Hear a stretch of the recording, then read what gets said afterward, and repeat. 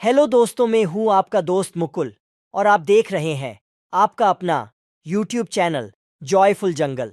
मैं आपके सामने फिर से लेके आया हूं एक नई रोमांचक कहानी जिससे आपको जीवन में प्रेरणा मिलेगी।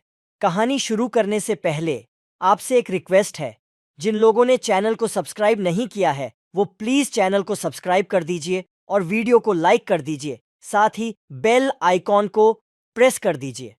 तो कहानी एक समय की बात है जब एक हरे भरे और जीवंत वन के बीचों बीच एक छोटा चूहा रहता था जिसका नाम छोटू था।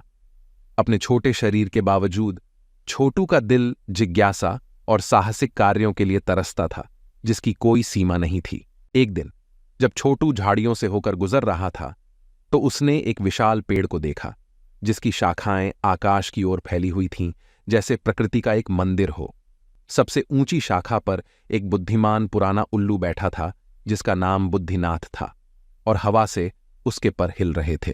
छोटू अपनी जिज्ञासा को रोक नहीं पाया और बुद्धिनाथ से पूछा, क्षमा करें महोदय, लेकिन आप इतनी ऊंचाई पर क्यों बैठे हैं? बुद्धिनाथ की आंखों में ज्ञान की चमक थी और उसने जवाब दिया, छोटे बच्चे, मैं यहां इसीलिए बैठा हूं क्योंकि इस जगह से मुझे दुनिया की खूबसूरती दिखाई देती है। पेड़, नदियां, पहाड़, ये सब मेरे सामने फैले हुए हैं और मुझे दुनिया की विशालता और सुंदरता याद दिलाते हैं। छोटू ने बुद्धिनाथ के शब्दों पर गौर किया और उसके छोटे से दिल में एक नई रौनक आ गई।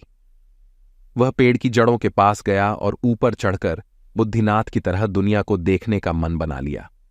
जैसे ही उसने चढ़ना शुरू किया, एक भूरी गिलहरी उसके पास की शाखा पर आई और चिंतित होकर चिड़चिड़ाने लगी। तुम क्या कर रहे हो चूहे? पेड़ पर चढ़ना तुम्हारे लिए बहुत खतरनाक है। छोटू अविचलित रहा और बोला, प्यारी फूली, मैं छोटा हूं लेकिन मेरे सपने बहुत बड़े हैं। मैं भी बुद्धिनाथ की तरह ऊंचाई से दुनिया देखना चाहता हूं। फूली ने अपनी भूरी पूंछ हिलाई।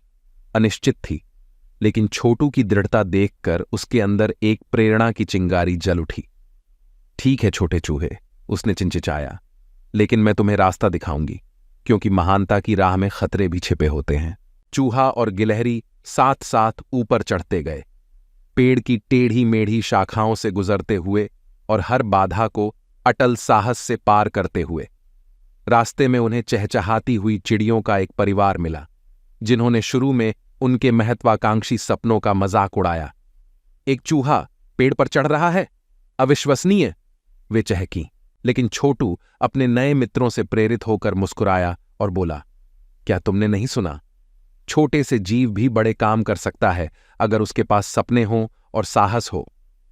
छोटू के साहस से प्रेरित होकर चिड़ियों का झुंड, जिसकी अगुवाई कोयल कर रही थी, उस असंभव दल में शामिल हो गया। उनके पंख उत्साह से फड़फड़ा रहे थे जब वे उन्हें इस यात्रा पर साथ दे रहे थे। आखिरकार वे सबसे ऊंची शाखा पर पहुंचे, जहां बुद्धिनाथ ने उन्हें गर्मजोशी से स्वागत किया। शाबाश छोटे बच्चों, उसने कुरकुराया, तुमने साबित कर दिया है कि आकार का कोई मतलब नहीं होता जब किसी के दिल में दृढ़ता और एक दूसरे की मदद करने की इच्छा हो।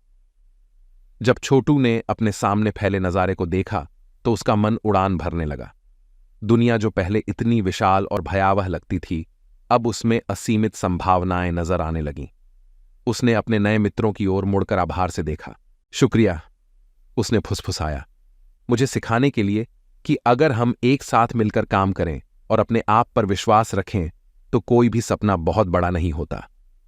उस दिन से छोटू और उसके मित्र जानवरों ने कई साहसिक यात्राएं की और उनकी दोस्ती उनके साझा अनुभवों से और मजबूत हुई। और जब भी उन्हें कोई बाधा अपरास्त लगती थी तो वे बुद्धिनाथ के ज्ञानमय शब्दों और अपनी सामूहिक दृढ़ता की शक्ति को याद करते थे। उस जादुई वन में छोटे से जीव भी महान कार्य कर सकता था, बशर्ते उसके पास सपने देखने और उस यात्रा पर निकलने का साहस हो। तो ये थी आज की कहानी। आशा करता हूं कहानी से आपको जरूर कुछ ना कुछ सीखने को मिला होगा। तो इसी आशा के साथ फिर मिलते हैं एक नई कहानी के साथ। तब तक के लिए आप अपना ख्याल रखिए। जय हिंद।